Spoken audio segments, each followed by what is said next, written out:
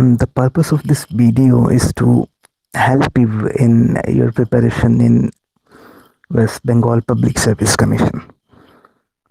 I've seen there are not many sources as far as history option is concerned. Plus, the level of the questions that are now being asked in the state services, I think they are giving tough competition to UPSC as well. The level of questions have improved from what they used to ask earlier. Abhi, they're focusing on historical debates, historiography, change and continuity, rather than asking you about random facts and a pale description. Now it's sort of analytical questions that are coming in the exams, so you need to prepare accordingly. अभी जो video है, and this series of videos would focus on, I would say, certain core areas of your history syllabus. Certain core areas, for example, if you come to ancient India, there are certain core areas like the Indus Valley civilization, for example, the nature of the state of the Indus Valley, the polity of the Indus Valley, the urban culture of the Indus Valley civilization. Then you come to the Vedic age. You see the Vedic literature, the Vedic religion, the condition of women, the condition of common people. These are the questions that are now being asked in the state services or in the UPSC. Then let's go to the early medieval period. For example, what happened after the Gupta disintegration of the Guptas. We see certain debates like the feudalism debate. Was there any sort of feudalism, existence of feudalism in the early medieval period? Then there are certain debates around the role of iron technology. How sound is the proposition that iron played a pivotal role in bringing about urbanization in the Ganga Valley. So these are the sort of debates that are being asked in the ancient India. My course is equally helpful for those who will be appearing in the Assam Public Service Commission. उधर भी syllabus को change कर दिया गया है, so UPSC pattern में. So this is equally helpful for those. I hope it helps. Let us start now with the question. The question is a very interesting question, and this is one of my favorite question. Ancient India lacked historical consciousness. Do you agree with this statement? So ऐसे questions को आप analyse करने से पहले सोचना पड़ता है कि what is the background under which this question is asked. And the background कुछ नहीं है, it is very simple. The background was the sense of history, idea of history. Western scholars को लगता था, according to the Western scholars, India में historical कोई sense नहीं था. Indians lacked historical sense, historical consciousness, जो भी आप कह लो. सो हिस्ट्री नाम का कोई चीज़ था नहीं इंडिया पे, and it was only with the rare exception of Kalhan's Rajatarangini, जो कि बहुत लेट हो चुका था आते आते. सो इंडिया में हिस्ट्री नाम की, एंशिएंट इंडिया में हिस्ट्री नाम की कोई चीज़ नहीं थी. तो अच्छा, एक बार तो आप भी मान लेंगे कि अच्छा, it's fine, historical sense was not there among the early Indians because their scriptures, their literatures are full of myths. Someone killed his 1,000 brothers, प्रलय आ गया, ये हो गया. So myths से भरा हुआ है, मिथक से भरा हुआ है. तो how do you counter a proposition, a very strong proposition like this by the Western historians कि भारत में हिस्ट्री नाम की कोई चीज़ था ही नहीं, प्राचीन भारत में, अर्ली इंडिया, एंशिएंट इंडिया, जो भी कह लो आप. सो इसकी बेस में आपको जाना पड़ेगा कि क्यों इस तरह की एलिगेशंस आ रहा है. How can they alleged that we lacked historical consciousness? The idea is very simple. Their idea of history is different from how the ancient Indians might have perceived history. उनके लिए, मॉडर्न हिस्टोरियंस के लिए, या फिर आज हम, the way we perceive history today is one aspect is change and continuity. कल जो था, before 1947, we were under the British rule. 15th August 1947, India became independent. We became a free country. So there was a sort of political change in the country. Fine. So we can distinguish the time period as pre-independence, post-independence, because in 1947 something happened, and that had far-reaching repercussions. सो इस तरह history को comprehend किया जाने लगा धीरे धीरे change and continuity को. When it came to India, ancient India में देखा गया कि life of ordinary Indians remain the same. जो common people at the lowest strata of the society, they live the same life through and through for thousands of years. For thousands of years they lived the same life. uh, there was no change economically, politically, and even if there was minute change, it was at the level of the kings. One king who ruled despotically was replaced by another king, and and that's how it went for thousands of years. So there was no change, and as such, there was no history. So this is our first point. The Western idea is about change and continuity. Change and continuity. That's how history is being perceived. Fine, change in continuity, nothing happened to the lives of the ordinary Indians, so it lacked historical consciousness, historical sense. Well and good. ठीक है. If a student, if I were a general studies student, if I were to write this answer in general studies, मेरा answer एकदम simple होता. Simple होता in the sense आप लिखते कि नहीं, ऐसा नहीं था. हम लोगों की एंशियंट इंडिया में कॉपर प्लेट्स था. कॉपर प्लेट्स से हम लोग लैंड ग्रांट्स के बारे में जान सकते थे. Land grants. Fine. Then we had biographies था.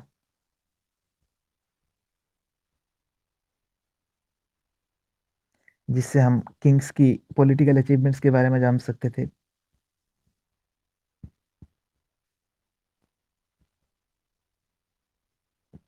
पॉलिटिकल अचीवमेंट्स के बारे में जान सकते थे. देन एडिक्ट्स था. देन ऐसे कुछ आप एग्जांपल्स भी देते. फॉर एग्जांपल यहाँ you could have given the example of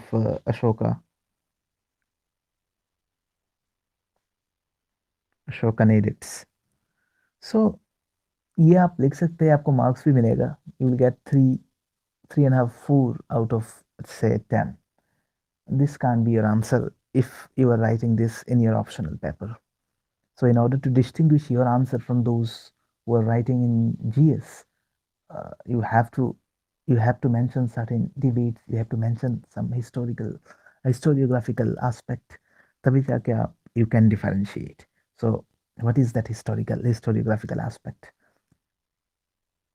A very famous ancient Indian scholar, Romila Thapar, she gave the concept of she gave certain concepts that countered this argument. उनका argument एक premise पे based था कि the way we perceive history today, आज जैसे हम history perceive करते हैं, it is not the same as the ancient Indians might have perceived history. ठीक है. आपके लिए चेंज एंड कंटिन्यूटी था, उनके लिए चेंज एंड कंटिन्यूटी था. उनके लिए टाइम का मीनिंग ही कुछ और था. Their idea of time was rather cyclic. आपका 1947 है, फिर 1948 है, then you have 49. When it comes to ancient India, it's a cyclic concept of time. For example, there are yugs that run for thousands, lakhs of years. Yugs, for example, you have heard about Kali Yuga.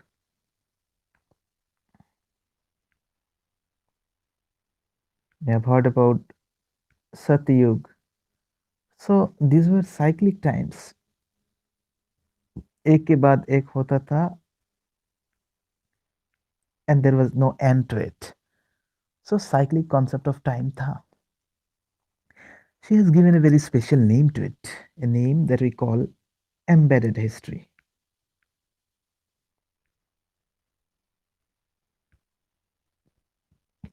अब embedded history क्या है? Let me tell you this. Ancient Indian literatures are full of myths and exaggerations. So there, if you try, according to Thapar, if you try to find chronological uh, events in ancient Indian scriptures, I think this is a waste of time. So she came out with the concept of embedded history. फिर उधर भी she makes distinction कि आप जानते हैं महाजनपद period में दो तरह के स्टेट्स थे। एक जहाँ पे मोनार्की चलता था, दूसरा था स्टेट जहाँ पे lineage based society था, primitive था, जहाँ पे a sort of republics, we can't say republics. So during Mahajanpat period,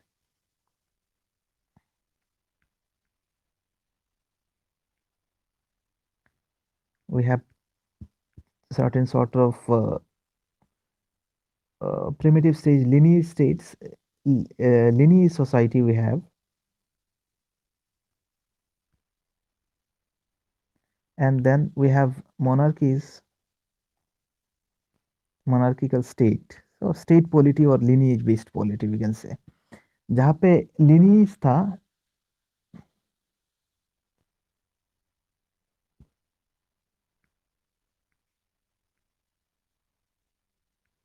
those had embedded history. और states पे था externalized history. सो ये धीरे धीरे डेवलप होता गया, lineage से स्टेट तक एक्सटर्नलाइज्ड फॉर्म होता गया।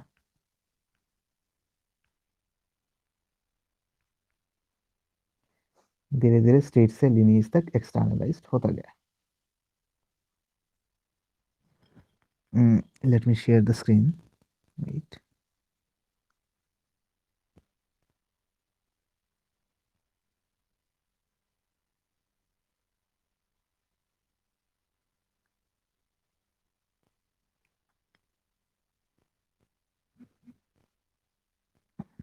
So lineage से स्टेट बेस्ड सोसाइटी होते होते we came through embedded history to externalized history. फिर she gave the concept of इतिहास पुराना। इतिहास पुराना में क्या होता था? There were genealogies, वंशावलीज, there you would say genealogies. So in genealogies, itihas, you should write these terms, itihas Purana. In itihas Purana, there you had genealogies. और genealogies से क्या होता था? सपोज कोई किंग था जो कि लोअर कास्ट से बिलोंग करता था, so in order to gain legitimacy, he used to manipulate his genealogy. Such and such king would belong, is the descendant of such and such great warrior. So this is how they used to legitimize their position by faking genealogies. This was also a part of the Itihasa Purana. And then let's come to, we've talked about genealogies, right? And slowly we'll come to the biographies. The biographies, for example, Banabhatta's Harshacharita. So these biographies would give accounts, narratives of the achievements of a king. Biographies, Banabhatta.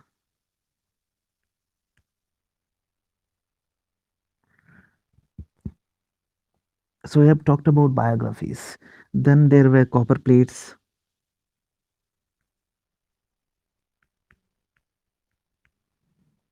These were about donations to temple, land donations, you can say.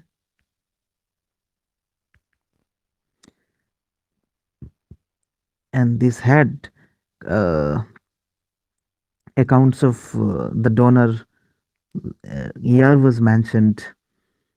So there was nonetheless a sort of historical sense, historical consciousness in ancient India.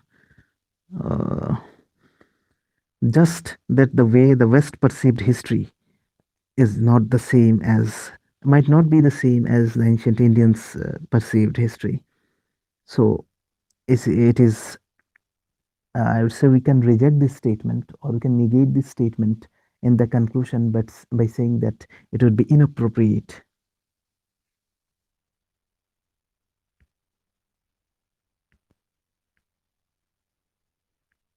to say that ancient Indians lacked historical consciousness. That's how you need to end. We have mentioned a lot of things. We have mentioned, just remember, mention, you should uh, you should clearly remember certain points. You should not miss out on these points. You should mention Romila Thapar.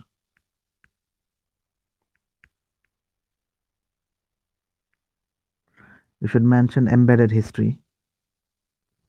Embedded history जो कि explicitly नहीं है, आपको खोज के उधर comprehend करना पड़ेगा. एक्सटर्नलाइज्ड history. You should also mention about Itihasa Purana.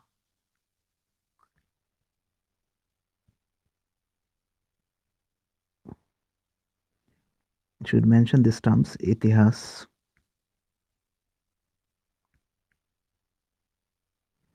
Purana, and in Itihas Purana we have genealogies. Then you should mention about biography with examples, copper plates, and then in the conclusion you should just counter this proposition and say that it would be inappropriate to accept the fact, the proposition that ancient India lacked historical consciousness. The way ancient Indians perceive history might have been different from how we in the modern times see history. I hope it helps in your preparation. I'll be coming out with more such videos. Keep liking and sharing. Happy learning. Thank you.